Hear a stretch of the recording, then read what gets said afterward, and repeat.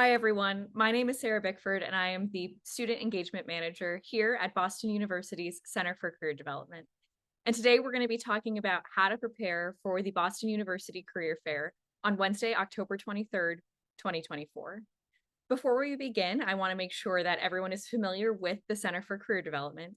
The CCD is based at 100 Bay State Road, just above the Marciano Commons Dining Hall, up on the 5th and 6th floors.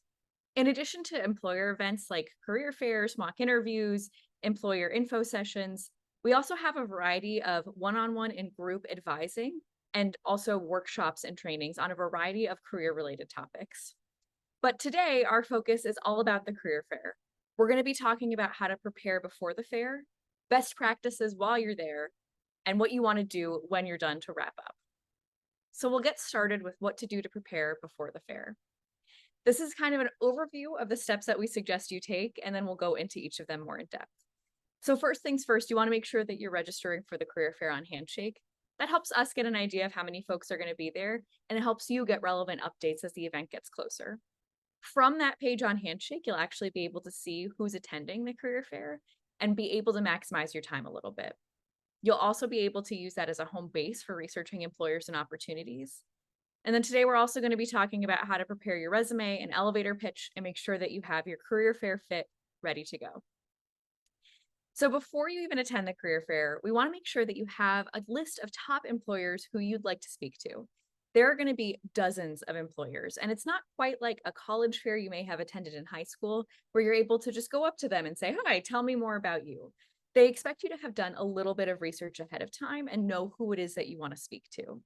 We do recommend having some backups. Sometimes these lines can get really long, and we know you're balancing a lot of different things in your schedule. So, having a couple of goal organizations and some backups is really helpful. The best place to start for learning about employers is going to be on Handshake. And then from there, using websites, LinkedIn, websites like Glassdoor to learn more about the company, the culture, and opportunities coming up, as well as the mission and values of each of those organizations to make sure that you're speaking with companies who are the best fit for you. What are you going to be looking for? Here's a couple things. You're going to want to know off the bat what's their name and what is it that they do? What kind of positions are they hiring for? This is especially important for a career fair like the one at BU, where there might be a company where it seems like maybe it's just in the healthcare industry, but maybe they're hiring a marketing manager or someone to do their accounting. A company's industry doesn't necessarily mean the roles that they're applying for. You'll also want to have a couple questions that you want to ask them, maybe a little bit more in depth or something that you felt was missing or you want more clarity on, or just getting to know the company better. And then a couple things you want them to know about you. What you research about the skills and competencies that they're looking for is going to inform what you might share with them about things that you've done in the past, leadership roles that you have, really just showing them how you're a good match for what they're looking for. When you are on the career fair page on Handshake, closer to the event, there's going to be a map. It's going to look something like this. This was from last year. And you'll be able to know where to find everyone. For the most part, they're going to be relatively alphabetical order. Sometimes we move folks around if they need power or they're a little bit larger, but for the most part, they'll be alphabetical. So please do make sure that you're looking on the map and asking for help if you need it. Something you'll notice on this map is that there's a whole get ready space in the Ziskin Lounge. That's where we are going to be as Center for Career Development staff. I know I'm speaking to you virtually right now, but if you want to talk to someone in person in that one-on-one context, maybe warm up a little bit, that's going to be a great space to do that. We'll be there to encourage you and get you ready to go and warm up. Again, please do come in with that list of employers you want to speak to, and then you can see the map to figure out how you best want to visit every one day of. So while we're talking about preparation, I wanted to show you what you're going to see on Handshake. So when you go into Handshake and you go to events, you'll be able to find the career fair. At the moment, I'm recording this about a month in advance, so we don't have all of the information that will be there or all of the employers who are going to be attending. So this career fair description is going to be longer by the time you're looking at it. But you can go to all employers and see who's going to be there. This is always updating as employers sign up and make sure that they register correctly. So it's a good thing to do week of, make sure you know who exactly you want to speak to. At the moment, this is just everyone who's attending in alphabetical order. That might not be the best way to search for you, especially once we get dozens of employers. So you'll see over on the left-hand side, there's different ways that you can filter for the different companies. I'm going to show you one example. Let's just say I want to search by my major. Let's just say I'm an accounting major. Now I'll be able to see all of the companies who are interested in accounting majors at this career fair. You'll get a little bit of an overview of the company. Maybe they're hiring all majors. Get a little bit more of an overview. But what you can also do on Handshake is click the company name. Now, you may have done this for companies in the past, but I definitely recommend checking them out in this way.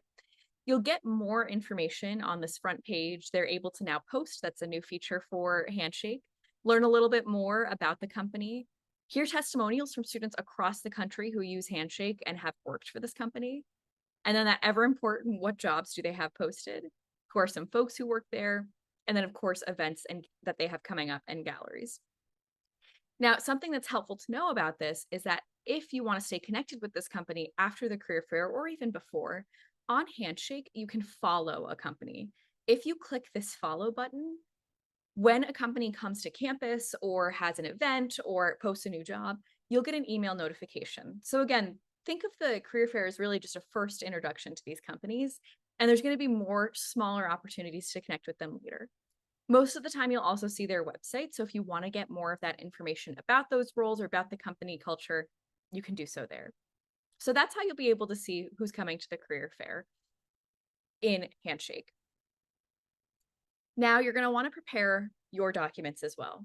The first is going to be your resume. This semester, we are hosting resume and cover letter review drop-ins Monday to Friday, 12 to 2 on the first floor of our building at 100 Bay State Road. You can also schedule a one-on-one in person or remotely through Handshake. I definitely recommend having at least one resume review ahead of the career fair, so that way you're sure that your resume is exactly what you want it to be heading into this event. You'll also want to prep your elevator pitch, which we'll get into in just a second, and think about what you want to wear. You want something that's maybe a step or two above and a little bit more fancy than what you would wear on a day-to-day. But most importantly, you want to be confident and comfortable in what you're wearing. First impressions do matter, but so does being comfortable and not tripping over whatever it is that you want to wear. So we'll get into the elevator pitch now. An elevator pitch is kind of an intimidating word, but what it really is just your introduction. Again, you don't want to just walk up to a table and say, "Tell me about you." You want to open up the conversation a little bit more. So this structure is a guide that we recommend just to give yourself something to practice and to be able to approach an employer. So here's a general overview, and then I'll give you a sample as well.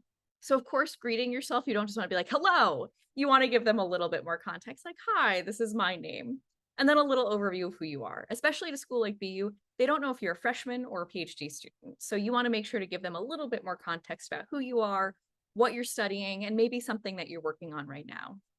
Then share with them why you came to their booth. Why are you speaking to them now? Is there something that stood out to you about their company? Was there a position that interested you? Maybe something that aligns with a skill that you have? And then end with an ask. A career fair is really a conversation, and you are going to get that conversation going with this first question. So what this might look like is these colors and fonts are associated with what you see above. So the bold and red is this greet them and introduce yourself. So, "Hi, I'm Terrier Beantown. It's so nice to meet you." From there, going into that brief overview, "I'm a psychology major with a minor in sociology. Currently," so they're giving a little bit of context about what they're doing at the moment that's relevant to this company. "I'm volunteering with an after-school youth program at a local high school." Then they're going into a little bit more about why they're interested in this company.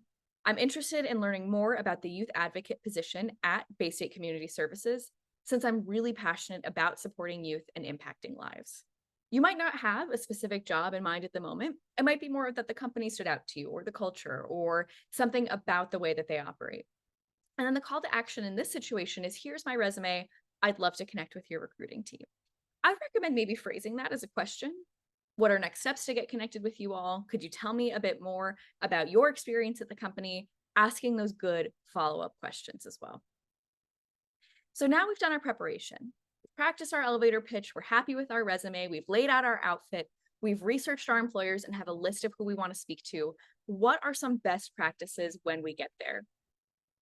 The first is to make sure you're as present as possible. These career fairs do get really loud, so there's not really space if you want to maybe take a phone call. We'd recommend leaving. More employers are starting to use QR codes, so it is helpful to have an electronic handy if you have one. We also check you in using your BUID card or your email address, so it's helpful to have that ready so that way you're not losing time searching through your bag for it. We do still recommend having physical copies of your resume. Some employers, many employers, are very excited to see it and want to see your physical resume. Others, sometimes maybe they get sick or they are not able to attend. They might ask us to collect resumes on their behalf and then send them over. That being said, there are some employers who might ask you to scan a QR code or go right to their website instead. It's helpful to just have a folder and print out a couple and have them ready to go.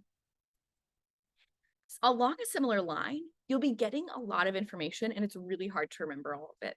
So I definitely recommend if you have a notebook that you can use or a simple notepad, taking some notes as you go so that way you can remember, okay, this person wants me to follow up, but this person wants me to apply online. It helps you remember what the conversations were.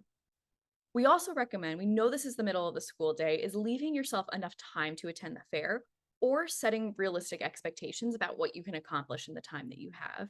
If you only have 30 minutes and the employer that you're really excited about has a really long line, maybe the career fair isn't the best way to get to know them. Maybe you want to follow them on Handshake and see when they're on campus next for a more small group interaction. That's where those backups are really helpful, where you have companies that maybe don't have as much of a line, but you've already identified them as someone that you're interested in. We also strongly recommend packing light if wherever possible.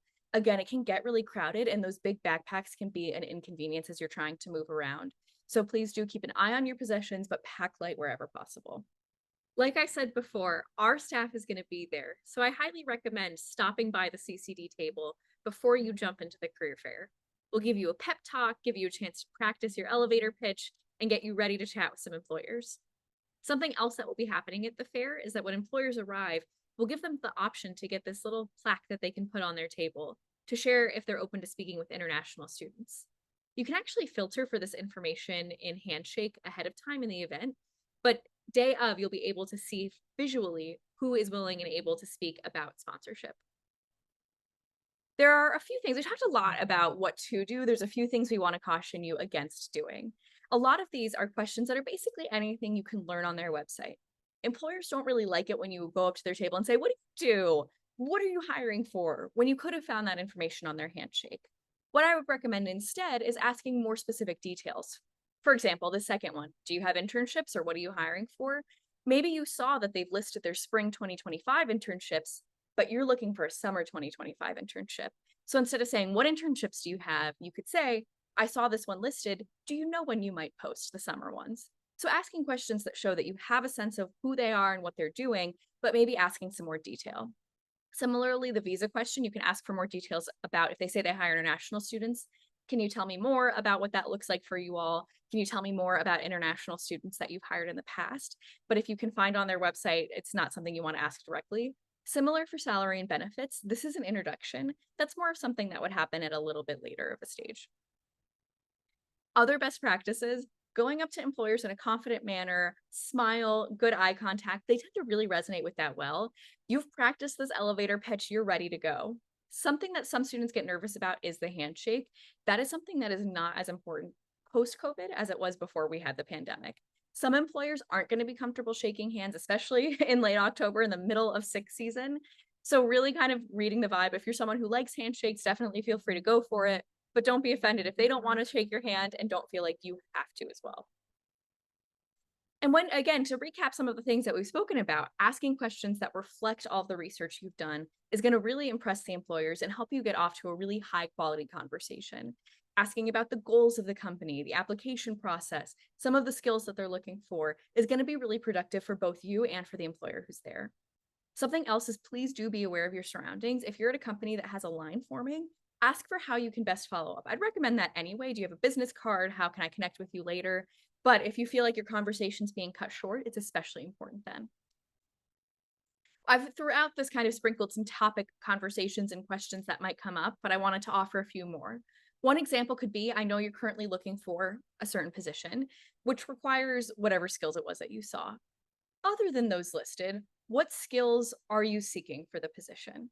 A similar question is the next one, which is what skills or capabilities do you think a new hire or intern should have in order to be successful? This is a great way for you to get a little bit more information about what's going to help you stand out in the application process and for them to see, oh, you've done your research, you want even more details now. Sometimes you can flip it back on them a little bit too. This is always a great question to have in your back pocket. What do you like about working for your organization? Or what is a day in the life like at the organization? For you to get to know a little bit more again about that company culture and mission and what it's like to actually work there. Or you could ask a little bit more logistics. What are some current issues that your organization is facing that would impact new hires? A little bit current events and news and what's going on with that company. So we've prepared for the fair. We've had a great time talking to our employers, but how do we follow up? If you've gained that information, if you've gotten that business card or gotten that email address, it's always a great thing to send a thank you email. Thank you for your time and speaking with me. I'm still really interested in applying to that internship position. I will apply online. I really think that my skills in coding and teamwork would be super relevant to this position. Don't anticipate that they're always going to follow up, especially after a career fair. They're having a ton of emails. So, unless you have a really specific question, they might not respond to a thank you, but they will most likely note it down in their internal system. So that way they remember, oh, the student did reach out. If you also apply to a position they suggested, it can be nice to say, oh, I did apply. My application should be in.